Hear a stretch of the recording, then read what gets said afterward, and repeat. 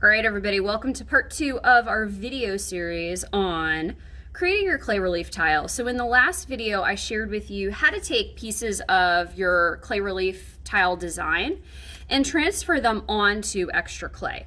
Okay, so I have my clay relief backing. I have my parts of my design that are going to be three-dimensional that I'm going to attach on.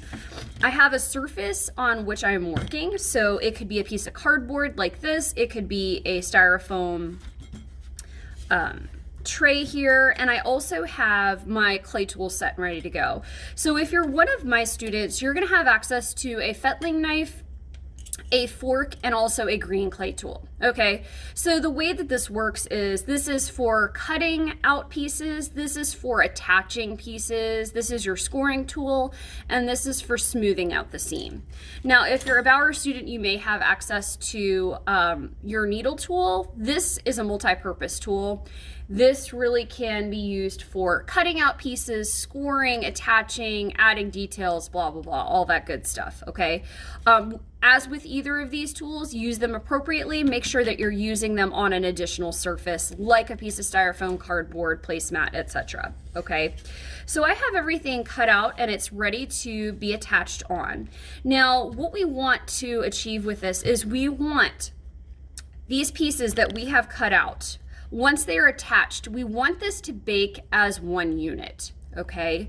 So when we fire it or bake it in the kiln at a very high temperature, we want these pieces to cook or bake together rather than separately, okay? And in order for us to ensure that they cook together as one unit rather than separate pieces is through scoring, slipping, and smoothing your clay. Okay, now depending on what class you're in, my students are going to be using a fork for the score marks, okay, which I'll share with you in a second. If you're a Bauer student, you're probably going to be using your needle tool for that. And my students are just going to be using a little bit of water in their finger for slip. It's possible if you're a Bauer student, you may have access to, you know, that slippery clay water mixture, which is actual slip. Real slip is a clay water mixture.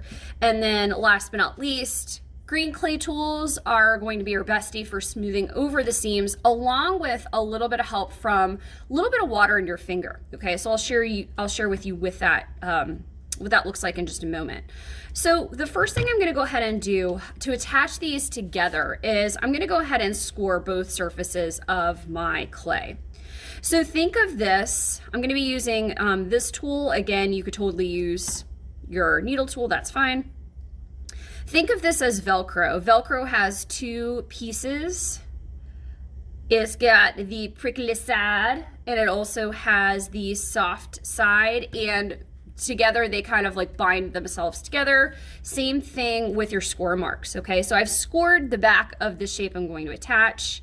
I am going to place it there. I'm just going to do a real quick outline of where it goes, so I'm not unnecessarily scoring places that I don't want to be scratched.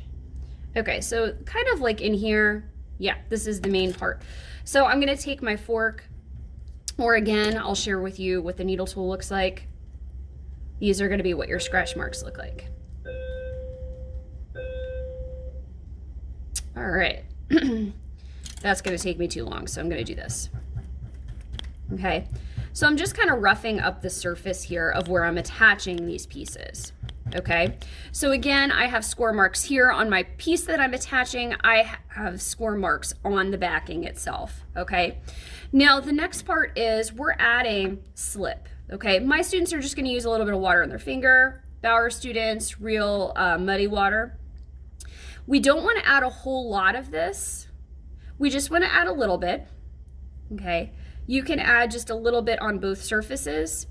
If you dump a whole bunch of slip or water on your piece, you're creating muddy water and a muddy, like mud puddle of grossness that's going to be really hard to fix or work with, okay? There's a really fine line between adding too much water and not enough. Okay, so right now I'm going to smush this down Okay, so what I've done at this point is I've scored both pieces of clay. I've added my slip on here, okay? And the next part is I've pressed it down just to kind of smush them together. Now, a lot of students stop here and they're like, okay, Miss Neal, I attached my pieces of clay together. And I'm like, no. And here's how I know that they're not attached together, okay? See how, if you look at this from the side, see how there is a line that you can see where one piece of clay is just sitting on top of the other, okay? There's a line separating those pieces. That line has to go away in order for these to bake together, okay, and not bake separately. So the last part of the process is smoothing out your clay. So here's what that looks like. I'm gonna use a green clay tool and I'm gonna work it from the side so y'all can see. And I pull clay over that seam, okay? So this is the part where I call this baby bite marks, okay? Because that's exactly what it looks like to me, like a little baby chomped it. All right, so I'm gonna do that all the way around.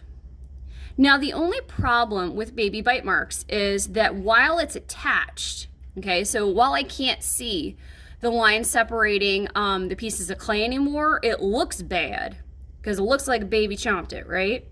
So as soon as I go all the way around with my green clay tool to the entire seam, turn it this way so y'all can see. What I'm going to do then is I'm going to take just a little bit of water in my finger. Your finger is your best clay tool, by the way.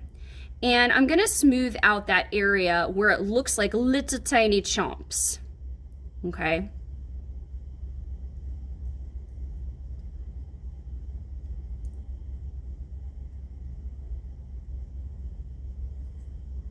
Yeah, okay, so you can kind of see, I'll just share with you one more time. Let's see if the camera can focus. Please focus. Or not. You can kind of see here how it looks, there's no line separating one piece of clay from the other, but it looks unsightly, okay? So at this point, I'm just gonna take the smallest amount of water in my finger, or maybe even just my finger itself, and smooth that out. And I'll show you what it looks like. Okay, and I would do this all the way around, but for this video, I'm just gonna do it in one section. Okay, so see, wow. Okay, see how awesome and smooth that looks. Okay, I just took a little bit of water in my finger and I used some pressure and I pressed over those baby bite marks, and see, now you have no evidence of one piece of clay stopping or the other starting. There's no like little chomp marks here. I just smoothed it out. It looks good.